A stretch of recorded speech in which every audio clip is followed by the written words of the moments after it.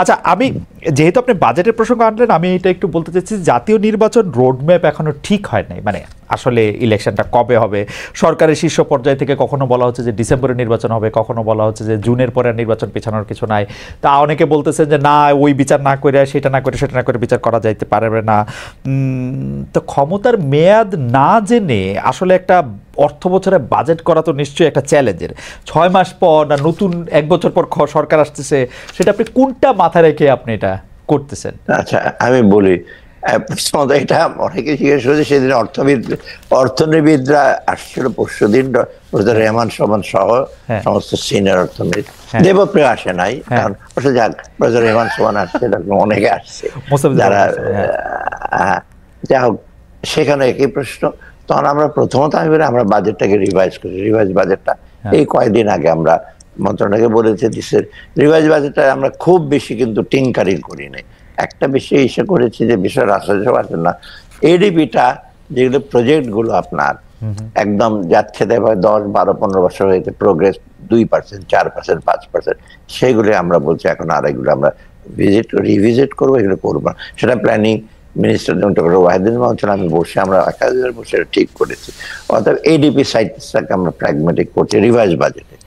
আর আমরা যেগুলো চলছে অনেক দূর চলে গেছে, ধরেন রূপপুর প্রজেক্ট প্রায় বহু টাকা ডিসবার্স, ওটা আমরা বলবো না বন্ধ করে দাও, ওটা আমাদের প্রয়োজনও, তাই না? অর্থাৎ এইরকম, কিন্তু কিছু কিছু আছে মনুমেন্ট প্রজেক্ট বলি আমি সাধারণত, মনুমেন্ট বিরাট বিরাট দেখবে লোকজন উপর থেকে তাকিয়ে থাকবে, কিন্তু কাজ হবে না। সেই প্রজেক্টগুলোর ব্যাপারে আমরা রিভিজিট করছি, এক্সটেনশনের ব্যাপারে হতে হবে না, কিন্তু এডিপি আমরা প্রজেক্ট রাখবো যেখানে লোকাল এমপ্লয়মেন্ট জেনারেশন হবে। বিরাট বিরাট ক্যাটারপিলার বড় বড় যন্ত্রপাতি এনে হাই ইসে করবেন, বাট লোকাল রিসোর্স ব্যবহার করবেন। অতএব এইগুলো করছে, অর্থাৎ রিভাইজ বাজেটটা এটা হলো। সামনের বাজেটটা চ্যালেঞ্জ যেটা আপনি বলেন, অলরেডি তো আমরা সেটা একটা রূপরেখা আমরা প্রেজেন্ট করেছি কয়েকদিন আগে ফ্যাট বাজারের কাছে।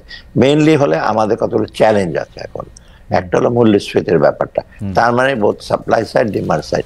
মনিটারি পলিসি ডিমান্ড সাইড করছে, but that is not enough supply সাইডটা। এটা দেখতে পাচ্ছেন, আমি ট্যাক্স কমিয়ে দিয়েছি এসেনশিয়াল প্রোডাক্টে, ইভেন বাইরের চা আছে আজকে 50,000 মন চাল, 20,000 মন মসুর ঢালানোর জন্য আমরা পারমিশন দিয়েছি। অর্থাৎ এইগুলোতে একটা চাপ পড়ছে আমাদের মধ্যে, অর্থাৎ এইটা আমাদের বাজেটে কিন্তু এই প্রভিশনটা রাখতে হবে।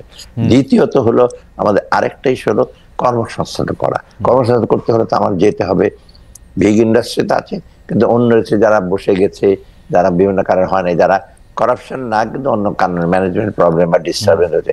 অনেক সময় দেখা গেছে 15 বছরে যারা রাজনৈতিক ছিল তার প্রতিপক্ষের বড় বড় ইন্ডাস্ট্রিতে কাজ করতে তারা দেয় নাই, বন্ধ করে দিয়েছে গ্যাস, বা লেবারের আনরেস্ট করতে বন্ধ হয়েছে, সেগুলো বাংলাদেশ ব্যাংকের চেষ্টা করছে ব্যাংকের মাধ্যমে। এইটা একটা থাকবে যে প্রাইভেট সেক্টরকে উজ্জীবিত করা, এটা একটা বড়।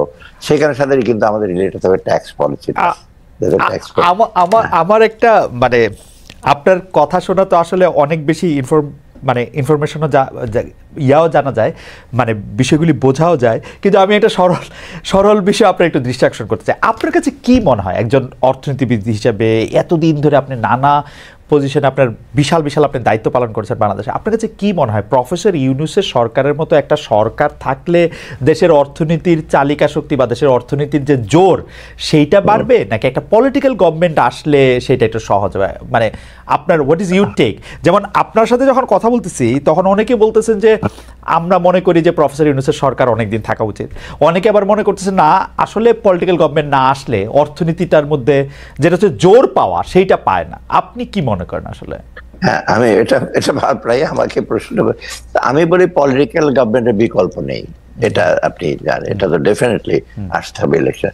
তবে পলিটিক্যাল গভর্নমেন্টের আমাদের যে এই গভর্নমেন্টটা যখন ইন্টারিম গভর্নমেন্ট, আমাদের হলো আমাদের যারা আছি, আমাদের কোনো রাজনৈতিক অভিলাষ নেই, আমাদের কোনো এজেন্ডা নেই, কিন্তু পলিটিক্যাল গভর্নমেন্টে আগের বার দেখছে প্রত্যেকে কিন্তু ব্যাংকের মালিক, ইন্ডাস্ট্রির মালিক, এমপি এবং বিভিন্ন জায়গায়, অর্থাৎ ওদের একটা নেক্সাস ছিল।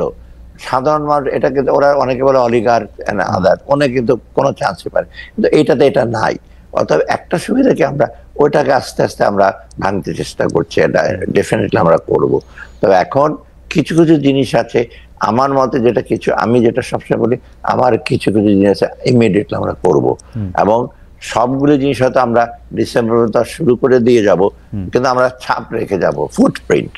এবং এটা কালকে ওদিন ইকোনমিস্টরা বলেছে তোমরা একটা ফুটপ্রিন্ট রেখে যাও, তোমরা সব ইমপ্লিমেন্ট করতে পারবে না।